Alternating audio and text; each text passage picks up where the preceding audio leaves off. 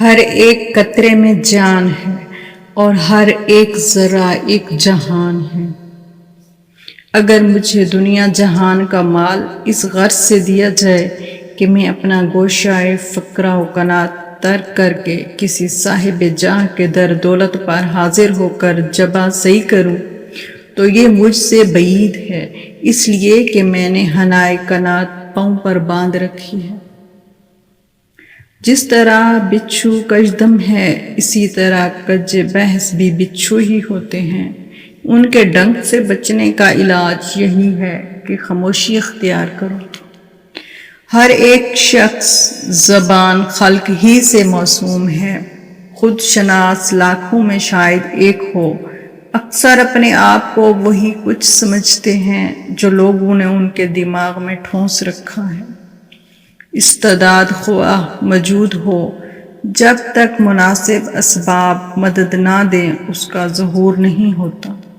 اگر تو نے غیر کا احرام باندھا ہوا ہے تو خواہ تو سر تا پا کعبہ ہو، بت خانہ بھی تجھ سے آر کرے گا۔ اپنی طرف سے وسوسہ پیدا کرنا بھی ایک جنت ہے اور اوہام کو نشوونما دینا بھی قدرت ہے۔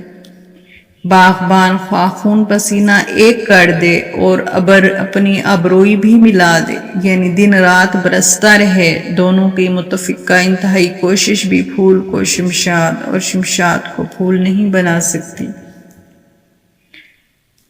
مقلد کی شناخت یہ ہے کہ جب اسے علم کا امتحان کیا جائے تو جاہل ہی ثابت ہوگا۔ وہی شخص دوسروں کی عقل کا سہارا لیتا ہے جو خود عقل سے بے بہرا ہو۔ آدمی ان ہاتھ اور پاؤں کا نام نہیں، آدمیت ایک حقیقت ہے۔